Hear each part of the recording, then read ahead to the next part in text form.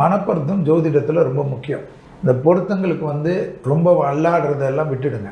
அடுத்தது பொருத்தத்தில் பார்த்தீங்கன்னா சிம்பிளாக நிறைய விஷயங்கள் சிம்பிளாகவே இருக்குது, எல்லாருக்கும் தெரிஞ்ச விஷயங்கள் தான். ஒரு பொண்ணு ஜாதகத்தில் குரு பிரமாதமாக இருக்குன்னாவே இந்த பையன் ஜாதகத்தில் எப்பேற்பட்ட மட்டமான ஜாதகம் வந்தாலும் சரி பண்ணக்கூடிய வலிமை அந்த பொண்ணுடைய ஜாதகத்தில் இருக்கிற ஒரு குருவால் முடியும்.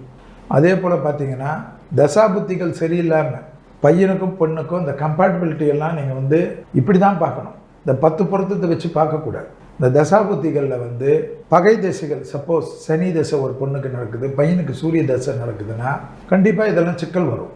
அதே போல் ராகு நடக்குதுன்னா சந்திர தசை வருது, சூரிய தசை, ஒரு 50 வருஷத்துக்கு என்னென்ன திசைகள் எப்படி எப்படி வரும், எப்படி கோயின்சிடென்ஸ் ஆகும், எல்லாத்தையும் பார்க்கணும். 10 பொருத்தத்தை மட்டும் பார்த்து பண்ணுறது அது இல்லாமல் அதிலே நீங்கள் ரிஜெக்ட் பண்ணுறதெல்லாம் அபத்தத்தில் அபத்தம், பெரிய அபத்தம். அதே போல் பார்த்தீங்கன்னா இந்த சில விஷயங்களில் சிம்பிளாகவே நீங்கள் பார்த்துக்கலாம். நம்ம ஜோதிடத்தில் நிறைய விஷயங்கள் எளிவாகவே கொடுத்துருக்காங்க. மேஷ ராசி சார்ந்தவங்களுக்கு துளாராசி பொண்ணு இருந்தால் பொருத்தமே பார்க்க வேண்டாம். ரிஷபராசி சார்ந்த பொண்ணும் பையனும், விருச்சிக ராசி சார்ந்த பையனும் பொண்ணும் இருந்தால் பொருத்தமே வேண்டாம். சிம்ம ராசின்னா தனுசு ராசி அது மாதிரி. ஆனால் கடகராசியாக இருந்தால் சமசப்தம ராசியான மகர ராசியை சேர்க்கக்கூடாது. சிம்ம ராசியாக இருந்தால் சமசப்தம ராசியான கும்பராசியை சேர்க்கக்கூடாது. ஆனால் கன்னி ராசியாக இருந்தால் தனுசு ராசிக்கு பொருத்தம் பார்க்க வேணான்னு இருக்குது. இவ்வளவும் பண்ணி அவங்க டைவர்ஸ் ஆச்சுன்னா அது ஜாதகத்தில் இருக்கக்கூடிய அந்த ஸ்தான பலங்கள் என்பது ரொம்ப முக்கியம். பொருத்தம்ன்றதெல்லாம் கொஞ்ச நாளில் போயிடும். ஏன்னா இந்த 10 பொருத்தம், 7 பொருத்தம், 90 பொருத்தம், இந்த ஸ்கூல் மார்க்கெல்லாம் இன்னும் கொஞ்ச நாளில் காலம் போக்கில் இதெல்லாம் மறையக்கூடிய அமைப்பு தான். 30 வயசுக்கு மேலே திருப்பி இன்னும் பொருத்தம் பார்த்துக்கின்னு இன்னும் டிலே ஆகிக்கிட்டு இருந்தால் அது வேலைக்காகாது.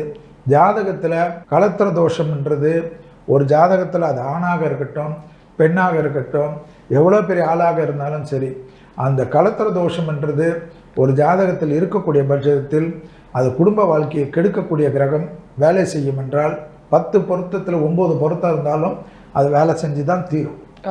அதனால தான் திருமணத்தில் சில காலகட்டங்களில் ஜாக்கிரதையாக இருக்க சொல்லுவோம். குறிப்பாக இந்த மாதிரி தோஷங்கள் இருக்கக்கூடிய ஜாதகம் பார்த்தா கல்யாணம் ஆகி 7 வருஷத்துக்கு கொஞ்சம் தள்ளிட்டிங்கன்னா அந்த 7ஆவது வருஷத்துக்கு அப்புறம் இது குறைஞ்சிரும்னு சொல்லுவோம். ஏனென்றால் 7 வருஷத்துக்குள்ளே அவங்களுக்குள்ள ஒரு பேலன்ஸ் பண்ணுறதுக்கு விட்டு கொடுக்கறதுக்கு அது முதல்ல, ஏன்னா 7 வருஷத்தில் தாண்டிட்டு அது மொத்தமாக போயிடுமான்னு கிடையாது. அவங்களுக்குள்ள ஒரு அண்டர்ஸ்டாண்டிங் பர்ஃபெக்டாக வந்துடும். இதெல்லாம் பார்த்து தான் ஜாதகத்துக்கு ஏற்ற மாதிரி பார்க்கணுமே தவிர பொருத்தம்ன்றதோட செவ்வாதோஷம்ன்றதோட இந்த ராகு கேதுன்றத மாதிரியெல்லாம் பார்த்து காலங்காலமாக அந்தந்த காலகட்டத்தில் நடக்க வேண்டிய விஷயத்தெல்லாம் தள்ளி கொண்டு போயிட்டு கடைசியில் ஜாதகம் சரியில்லை, ஜாதகத்து மேலே பழிய போட்டு இளம் பசங்களுடைய வாழ்க்கையை கெடுக்காதீங்க என்பது தான் என்னுடைய தாழ்மையான வேண்டுகோள்.